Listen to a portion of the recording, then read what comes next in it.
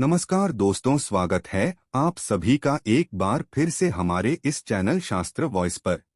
घड़ी को भूलकर भी इस दिशा में ना लगाएं, इससे फैलती है घर में नकारात्मकता। इसी के साथ हम जानेंगे दोस्तों कि आपको कैलेंडर कहां पर नहीं लगाना है, क्या गलती आपको नहीं करनी है, और साथ ही मैं आपको बताऊंगा कि अगर आपके घर में वास्तु दोष है तो कैसे आप जान सकते हैं और क्या उपाय कर सकते हैं जिससे कि वास्तु दोष दूर हो और आपके जीवन से परेशानियां खत्म हो जाएं। तो पूरी जानकारी के लिए इस वीडियो को अंत तक जरूर देखिएगा। दोस्तों, हम सभी के घर में घड़ी का प्रयोग किया जाता है। घड़ी जो बीते समय और आने वाले समय के बारे में हमें सूचित करती है। अगर हमारे जीवन पर सबसे ज्यादा किसी का प्रभाव पड़ता है तो वह है समय। हर किसी का समय एक जैसा नहीं होता। अच्छे और बुरे समय सभी के जीवन में आते रहते हैं। समय चक्र का चलना कायम ही रहता है।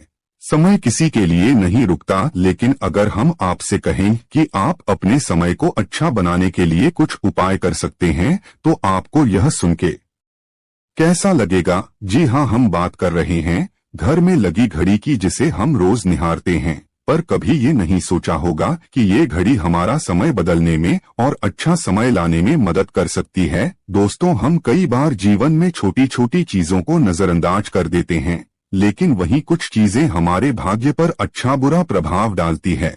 की ही तरह घर में और भी कुछ चीजें हैं जो आपके वास्तु दोष का कारण बनती है और आपकी परेशानी की वजह बनती है। तो आइए पहले जान ले, क्या आपको अपने घर में वास्तु दोष के बारे में कैसे पता लगता है और किस तरह से आप बड़ी ही आसानी से इसे ठीक कर सकते हैं। दोस्तों, वास्तुशास्त्र के अनुसार किसी भी घर में वास्तु दोष होने से सुख, शांति और पारिवारिक उन्नति में बाधा पैदा होती है के कारण पनपने वाली नेगेटिव ऊर्जा से व्यक्ति के भाग्य पर बुरा प्रभाव पड़ता है। साथ ही घर के लोगों को कई प्रकार की परेशानियों का सामना करना पड़ता है। दोस्तों, शास्त्रों के अनुसार अगर हम ये छोटे मोटे उपाय कर लें तो अपने घर में नेगेटिव एनर्जी से छुटकारा पा सकते हैं। तो आइए जानते हैं, लेकिन उससे पहले दोस्तों आपसे रिक्वेस्ट है कि वीडियो को लाइक करें, अपने दोस्तों के साथ शेयर करें, और अगर आपने अभी तक चैनल को सब्सक्राइब नहीं किया तो सब्सक्राइब करके बेल आइकन जरूर प्रेस कर ले। दोस्तों, नंबर 1, जीवन में तरक्की पाने के लिए रोज पहली रोटी गाय को दें, पीपल को जल चढ़ाएं और चींटियों को शक्कर मिला आटा दें। तांबे के लोटे में जल व लाल चंदन मिलाकर रात को अपने सर के पास रखकर सो जाएं। सुबह उस जल को तुलसी को चढ़ा दें। ऐसा करने से आपकी परेशानियां धीरे धीरे दूर हो जाएंगी।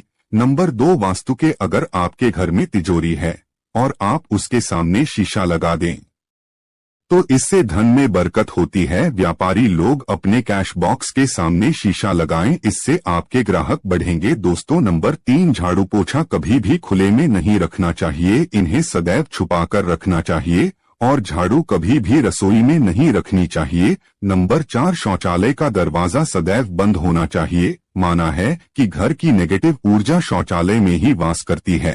ऐसे में अगर शौचालय का दरवाजा खुला रहता है तो नेगेटिव ऊर्जा आपके घर में प्रवेश करती है।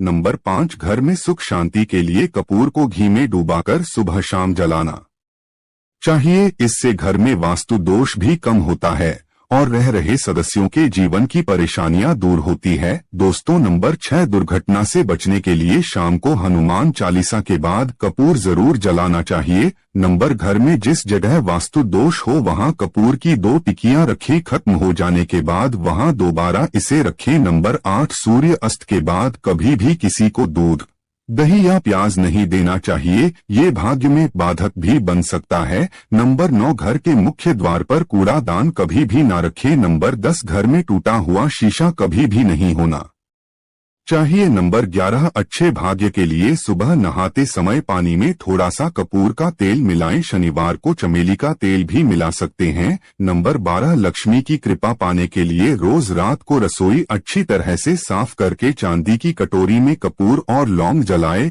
यह प्रक्रिया रोज की जाए तो घर में बरकत बनी रहती है और माँ लक्ष्मी जल्द ही ऐसे घर से आकर्षित होती है। ऐसे घरों से नकारात्मकता सदैव दूर रहती है। दोस्तों, नंबर 13, घर के सोने वाले कमरे में पौधे नहीं लगाने चाहिए, इससे के ऊपर नेगेटिव प्रभाव हावी हो सकता है। नंबर 14 घर में पौधे लगाते समय पानी में सेंधा नमक डालें। सादे नमक का भी आप उपयोग कर सकते हैं, लेकिन दोस्तों ज्यादा फलदायी होता है। आपको शुभ फल जल्द ही प्राप्त होंगे। दोस्तों, घड़ी की सही दिशा आपके जीवन को भी सही रास्ता दिखाने में मदद कर सकती है।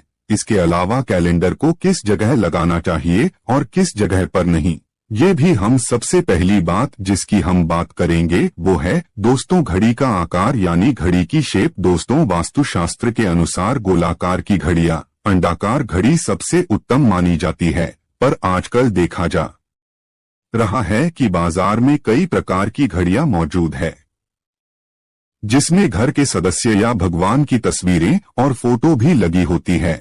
लेकिन दोस्तों, आपको बता दें कि घड़ी के साथ तस्वीरें लगाना बिल्कुल भी सही नहीं है। आपके घर के सदस्यों के जीवन पर समय का प्रभाव देखने को मिल सकता है और भगवान की तस्वीर घड़ी में बिल्कुल भी नहीं लगानी चाहिए, क्योंकि भगवान की तस्वीर को रोज धूप, दीप, अगरबत्ती और पूजन की आवश्यकता होती है और घड़ी तो कई महीनों तक धूल में पड़ी रहती है। इससे भगवान का अपमान होता है और ये शुभ नहीं माना जाता। हो सके तो घड़ी का आकार गोल और अंडाकार ही पसंद करें। घड़ी का या अंडाकार होना हमारी पृथ्वी के आकार को दर्शाता है, जो को और घड़ी में नुकीले कोने होते हैं और वास्तु के अनुसार नुकीली चीजें नेगेटिव ऊर्जा का संचार करती है। दोस्तों, अगली बार जिसका आपको ख्याल रखना है वो ये है कि घड़ी को स्वच्छ रखें, साफ सफाई का ध्यान रखें, धूल ना जमा होने दें और कहीं से भी घड़ी टूटी फूटी नहीं होनी चाहिए।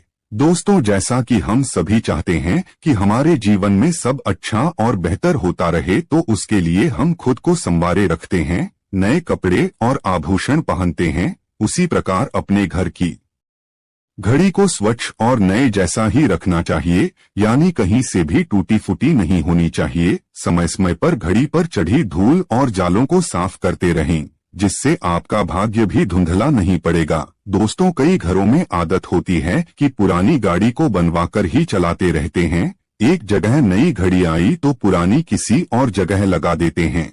ध्यान रखें, घर में पुरानी या फिर टूटी हुई या धूल चढ़ी हुई और बंद गाड़ी तो बिल्कुल भी ना रखें, क्योंकि इससे घर में नकारात्मकता और दरिद्रता का वास होने लगता है। बंद पड़ी घड़ी को घर में रखने से व्यक्ति के जीवन में नए अवसर नहीं आते और वह अपने कार्य में कामयाबी प्राप्त नहीं कर पाता। अगली बात जिसका आपको ध्यान रखना है वह है घड़ी की सही दिशा। घड़ी को कभी भी दक्षिण दिशा में नहीं लगाना चाहिए। दक्षिण यमलोक की दिशा मानी जाती है। काल का अंतिम चक्र यहीं से शुरू होता है, इसीलिए वास्तुशास्त्र में इस दिशा को घड़ी के लिए अशुभ माना गया है। घर में घड़ी को उत्तर दिशा, पूर्व दिशा या पश्चिम दिशा में आप लगा सकते हैं, लेकिन ध्यान रखें कि घड़ी को कभी भी मुख्य द्वार, कमरे के दरवाजे या आने जाने के लिए उपयोग किए जाने वाले दरवाजे के ऊपर कभी भी नहीं लगाना चाहिए। इससे समय आपके आने जाने की गति और दिनचर्या पर पड़ सकता है। दोस्तों, घड़ी के साथ कैलेंडर का भी ध्यान रखें।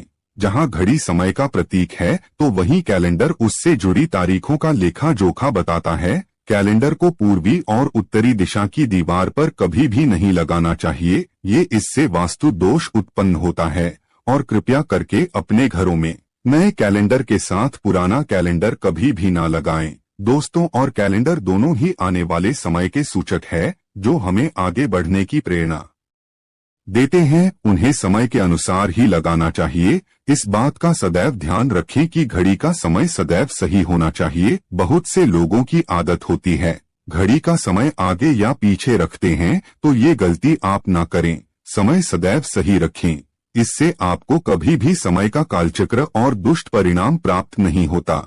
ये छोटा सा आप जरूर करके देखिए। दोस्तों, छोटी छोटी बातें हैं जिनका आपको ध्यान रखना है।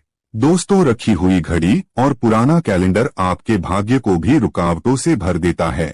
इसीलिए वक्त के साथ आगे बढ़ते रहने के लिए घड़ी और कैलेंडर को बदलते रहिए। और कैलेंडर को कभी भी अपने सोने के कमरे में ना लगाएं, ना ही इसे कभी मुख्य द्वार पर टांगे। ये शुभ नहीं माना जाता।